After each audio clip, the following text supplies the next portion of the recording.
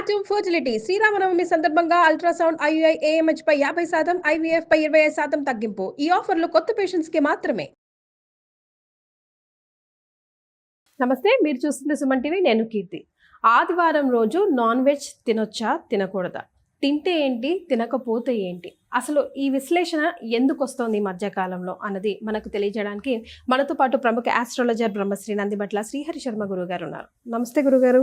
వాగర్థావివ సంపృక్తౌ వాగర్థ ప్రతిపత్తయే జగతః పితరౌ వందే పార్వతీ పరమేశ్వరౌ ఆదిత్యాయ చ సోమాయ మంగళాయ బుధాయ చ గురుశుక్ర శనిభ్యశ్చ రాహవే కేతవే నమః. శృంగేరి జగద్గురు పీఠాధిపతులకి, కంచి పీఠాధిపతులకి నమస్కారములు తెలియజేసుకుంటూ కార్యక్రమాన్ని ప్రారంభిద్దాం.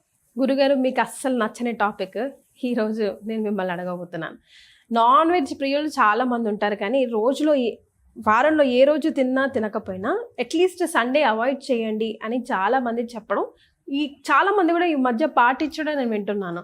ఓకే, అట్లీస్ట్ సండే మనం అవాయిడ్ చేద్దాం, ఇది మన శాస్త్రంలో లేదు, అసలు మన హైందవ ధర్మంలోనే లేదు, ఇది ఇమిడించబడిచింది కావాలని మన ఆరోగ్యాన్ని దెబ్బతీయాలని అని చెప్పేసి. సో అసలు తినొచ్చా తినకూడదా, తింటే ఏంటి తినకపోతే ఏంటి? ఈ ఆదివారానికి సంబంధించినటువంటి శాస్త్ర విషయాన్ని మొదలు చెప్పుకుందాం. గురుగారు, ఎందుకు ఈ ఆదివారాన్ని మనకు చూపించారు తినే విధానంగా అనేది కూడా చరిత్ర. ఎందుకంటే ప్రేక్షకులకి శాస్త్రము కావాలి, చరిత్రలో నిజాలు కావాలి, ఇప్పుడు సైన్స్ కావాలి, ఇప్పుడు చేస్తున్నటువంటిది మంచిదా కాదా అని తెలియాలి. కాబట్టి శాస్త్రం ప్రకారం వారములలో మొట్టమొదటి వారం ప్రారంభమయ్యేది ఆదివారం. కాబట్టి ఈ ఆదివారము ప్రపంచానికి అంతటికి కూడా శక్తిని ప్రసాదించేటువంటి వాడు సూర్య భగవానుడు. కాబట్టి మనకేం చెప్పబడి ఉంది శాస్త్రంలో, ఈ ఆదివారం రోజున కొన్ని చేయకూడని పనులు, కొన్ని చేసేటువంటి పనుల గురించి చెప్పబడి ఉంది. ఆ రోజున నిరాహారముగా ఉండి దేవతా ఆరాధన చేస్తూ ఉన్నటువంటి వ్యక్తికి ప్రకృతిలో ఆదివారం రోజున కొన్ని శక్తులు ప్రచోదమవుతాయి. అంటే మేల్కొల్పు జరుగుతుంది. ప్రకృతిలో సహజ సిద్ధమైనటువంటి శక్తులు, ఆ శక్తులు ఎవరిని ఆకర్షిస్తాయి అనంటే నిరాహారముగా ఉండి దేవతానుగ్రహాన్ని పొంది పవిత్రమైనటువంటి దేహము ఉన్నవాడిలో ఆ శక్తులు, ప్రకృతి సంబంధించినటువంటి పాజిటివ్ ఎనర్జీని కలిగించేటువంటి శక్తులు ఆ మానవుణ్ణి, దేహాన్ని ఆకర్షిస్తాయి. కాస్మిక్ ఎనర్జీ, పాజిటివ్ ఎనర్జీ అమ్మ. దీనివల్ల ఏం జరుగుతుంది అంటే, మన ఫోన్ 100% బ్యాటరీ ఛార్జ్ చేస్తే ఒక రోజు వరకు మనకు ఎలా ఉపయోగపడుతుందో, ఆదివారం రోజున నిరాహారముగా ఉండి దేవతా ఉపాసన, ఏ దేవతారాధన కానీ చేసేటువంటి వ్యక్తికి ఆ వారం అంతా కూడా శక్తిగా ఎనర్జీ ఉంటాడు. అందుకనే ఆదివారం రోజున ఏం చేయకూడదన్నారు అంటే, పొద్దున్నే సూర్యోదయం కంటే ముందే లేచి కాలకృత్యాదులు తీర్చుకొని ఉదయిస్తున్నటువంటి సూర్యుడికి నమస్కారం చేసి నది దగ్గర ఉంటే నదీ తీరానికి వెళ్ళి నది స్నానం చేసి ఉదయిస్తున్నటువంటి సూర్యునికి అర్ఘ్యం ఇవ్వడం అలవాటుగా చేశారు. నది లేకపోతే ఇంట్లోనైనా కానీ స్నానం చేసి ఉదయిస్తున్నటువంటి సూర్యునికి నమస్కారం చేసి అర్ఘ్యం ఇచ్చి ఆ రోజంతా కూడా ఉపవాసం ఉంటే చాలా మంచిది. చెయ్యకూడని పనులు అంటే ముఖ్యంగా హెయిర్ కటింగ్ చేసుకోకూడదు, షేవింగ్ చేసుకోకూడదు, ధూమపానము, మద్యపానము, మాంసాహారము, దాంపత్యము ఇవేవి పనికిరాదు. ముఖ్యంగా నూనె కూడా అంటుకోకూడదు, అభ్యంగన స్నానం చేయకూడదు. ఎందుకంటే నూనె శని సంబంధమైనటువంటిది. ఆదివారం రవి కాబట్టి, రవికి ప్రత్యక్ష శత్రువు శని కాబట్టి శనికి సంబంధించినటువంటి వస్తువులని ఉపయోగించకూడదు అని శాస్త్రం. అందుకనే బ్లేడు, పిన్నులు లాంటి ఇనుము సంబంధమైన వస్తువులు ఏవి తీసుకోకూడదు. ఇది సంబంధించినటువంటిది. అయితే ఒకప్పుడు పూర్తిగా ఆచారంలో ఉన్నటువంటిది ఇది. శాస్త్రం చెప్పబడింది. అందరూ కూడా వీక్షించేటువంటి ప్రేక్షకుల్లో మీ తాత ముత్తాతలందరూ కూడా ఇదే విధానాన్ని అవలంబించారు. కానీ ఇప్పుడు ఎందుకు అవలంబించలేకపోతున్నాము? వారానికి ఒక దేవుడు రావడం వల్ల ఆదివారం దేవుడు అనేటువంటి పూజ విధానంగా ఉన్నటువంటి రోజు నుంచి ఆదివారం తప్ప మిగతా రోజుల్లో దేవుణ్ణి పెట్టుకొని ఆ రోజున ఆ దేవుని పేరు మీదుగా ఏమీ నాన్ వెజ్ తినకుండా ఉండే రోజులకి చేరుకున్నాం. ఎగ్జాక్ట్లీ గురుగారు. నేను సోమవారం అండి తిననండి, శనివారం అండి తినండి, గురువారం అండి అసలు నేను తిననండి అని చెప్పేవాడు. మంగళవారం సుబ్రహ్మణ్య స్వామి తిననండి, బుధవారం ఒక్కడి మిగిలిపోయింది, శుక్రవారం అమ్మవారు, వినాయకుడు కొంతమంది. కానీ ఆదివారం మాత్రం వదిలిపెట్టట్లేరు. అన్ని ఆదివారం తప్ప అన్ని వారాలు దేవుడికి ఇచ్చేసేసి ఆదివారాన్ని మాత్రం మనం తీసుకున్నాం.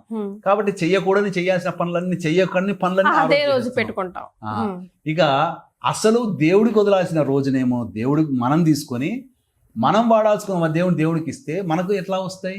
మరి ఎందుకు గురుగారు అలా క్రియేట్ 100 రూపాయలు ఇచ్చి ఏసీ కావాలంటే వస్తుందా? మరి అట్లాగే ఇది కూడా. కానీ చరిత్రలో ఏముందంటేనమ్మా, మనకు ఇది ఎందుకు ఇట్లా అలవాటు అయిందంటే చరిత్ర తెలుసుకోవాలి. శాస్త్రం చెప్పాను కదా, చరిత్ర తెలుసుకోవాలి. బ్రిటిష్ వాళ్ళు రాకముందు వరకు కూడా మన వాళ్ళందరూ సంపూర్ణ ఆరోగ్యంగా ఉండేవాళ్ళు.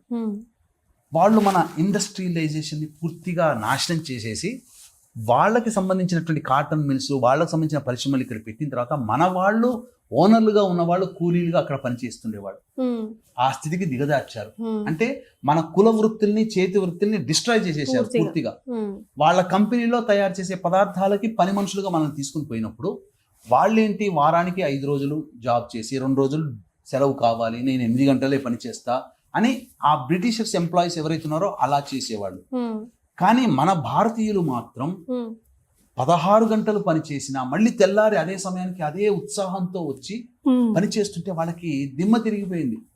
అంటే ఏంది ఇట్లా వీళ్ళు ఇంత ఎనర్జీగా ఎట్లా ఉంటారు, ఇంతగా శక్తి ఎక్కడి నుంచి వస్తుంది? మన వాళ్ళేమో, మన బ్రిటిషర్స్ ఏమో 8 గంటలే పని చేస్తా, నాకు 2 రోజులు లీవ్ కావాలి, నాకు లీవ్ కావాలని అంటున్నారు. వీళ్ళు ఎందుకు ఇక్కడి నుంచి వచ్చారు అని చెప్పి కొంతమంది ఏజెంట్లని వాళ్ళు పంపించి అసలు వీళ్ళలో ఏంటి మర్మం ఏంటి తెలుసుకుంటామని మొత్తం ఆల్ ఓవర్ ఇండియా స్ప్రెడ్ చేసేసారు. వాళ్ళందరూ 1 సంవత్సరం తర్వాత మాకు రిపోర్ట్ ఇవ్వండి అని అంటే 1 సంవత్సరం తర్వాత అందరూ రిపోర్ట్ ఇచ్చారు. ఇచ్చింది వాటిలో కామన్ గా ఉన్నది ఏం తెలుసా? ఆదివారం నాడు మద్యం అమ్మట్లేదు, ఆదివారం నాడు మాంసాహార దుకాణాలు తెరవరు, ఆదివారం నాడు అందరూ నది దగ్గరకో సముద్రం దగ్గరకో సూర్యోదయం కంటే ముందే వెళ్ళి స్నానం చేసి సూర్యునికి అర్ఘ్యం ఇచ్చి ఉంటారు, బాధపడేటువంటి వ్యక్తులు ఉండరు, కనీసం వికలాంగులు కూడా ఆ రోజున ఉపవాసం ఉంటున్నారు, చిన్న పిల్లల దగ్గర నుంచి అందరూ కూడా ఉపవాస నియమాన్ని పాటిస్తున్నారు, ఆనందంగా జీవిస్తున్నారు అని చెప్పి వాళ్ళు రిపోర్ట్ ఇచ్చారు. ఓహో, ఈ ఆదివారంలో ఏదో మహత్యం ఉందని చెప్పి మన శాస్త్రంలో ఉన్నటువంటి విషయాల్ని తెలుసుకొని అప్పటి వరకు వాళ్ళు ఏ రోజు ప్రేయర్ చేయాలో తెలియదు. God is there, God is there, God చాలా గొప్పవాడు, గాడ్ యేసు ప్రభు ఇట్లా అనుకునేవాళ్ళు బ్రిటిషర్స్. ఆదివారంలో ఉన్న మహత్యాన్ని తెలుసుకొని వాళ్ళు అప్పటి నుంచి ఆదివారం నాడు వాళ్ళ యేసు ప్రభువుకి సంబంధించి చర్చిలో ప్రార్థనలు మొదలుపెట్టారు. మీరు చూశారంటే చాలా మంది సూర్యోదయం కంటే ముందే చర్చికి వెళ్ళిపోతారు. ఆ ప్రేయర్స్ అన్ని చేసిన తర్వాత మాత్రమే భోజనం చేస్తారు. కానీ మన వాళ్ళకి ఏం చేశారు, ఆదివారం నాడు మీరు లీవ్ తీసుకొని మీరు ఎంజాయ్ చేయండి రా అని చెప్పి ఫ్రీగా సారా, ఫ్రీగా మత్తు పదార్థాలు, ఫ్రీగా ధూమపానం, ఫ్రీగా మాంసాహాలు అన్నీ పంచి అలవాటు చేసి వీళ్ళందరూ ఆదివారానికి ఇవన్నీ తినడానికి అలవాటు పడ్డారు అని తెలుసుకున్న తర్వాత ఫ్రీ అనేది బ్యాన్ చేసేసారు. మన వాళ్ళు ఇక ఎలాగో ఫ్రీ అని అలవాటు పడ్డారు కాబట్టి ఆదివారం వచ్చేసరికి ఎక్కడ లేని పనులన్నీ చెయ్యడం, చెయ్యకూడని పనులన్నీ శాస్త్రం ప్రకారం చెయ్యకూడని పనులన్నీ ఇలా చేయడం, తద్వారా ఆదివారం యొక్క మహత్యాన్ని మనం కోల్పోయాం. అందుకని మీరు చూశారంటే నార్మల్గా చూస్తే ఇస్లాం కంట్రీలో శుక్రవారం నాడు చాలా నియమంగా ఉంటారు. ఇది అట్లాగే మనం వృత్తిలో మన దేశంలో కనుక చూస్తే శనివారంకి వచ్చేసరికి మనలో నాడుల్లో శక్తి తగ్గుతుంది, డల్గా ఉంటుంటాం. మనకు శని ఆదివారాలు ఎంత గవర్నమెంట్ సాఫ్ట్వేర్ వాళ్ళకి, ఇతర డిపార్ట్మెంట్ వాళ్ళకి ఆ సెలవులు వచ్చినా శనివారం నాడు మాత్రం పూర్తిగా నిస్త్రాణంగా ఉంటారు. ఆదివారం నాడు ఇక ఇటువంటివన్నీ పనులు చేస్తుంటారు, చెయ్యకూడని పనులు, ఎంజాయ్మెంట్ అంతా కూడా. మీరు ఒక్క విషయం మర్చి పెడతానండి, ఒక క్రిస్టియన్ మతాన్ని స్వీకరించిన వ్యక్తి 1,00,000 రూపాయలు ఇస్తానయ్యా, ఆదివారం నాడు మా ఇంటికి టిఫిన్కి రా, మా ఇంటికి భోజనానికి రా అంటే వస్తాడా? అంత గొప్పగా వాడు వాడి ధర్మాన్ని పాటిస్తాడు. మనం అసలు పండుగ రోజున కూడా ఏ పండుగ పబ్బం లేకుండా ఎవరు పిలిస్తే మనం పోతాం.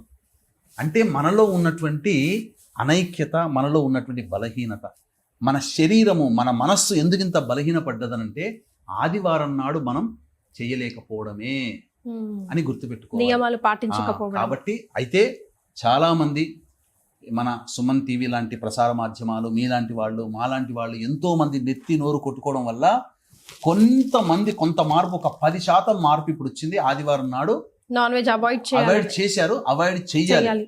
మిగతా రోజులు పెట్టుకోండి, తప్పేమీ లేదు.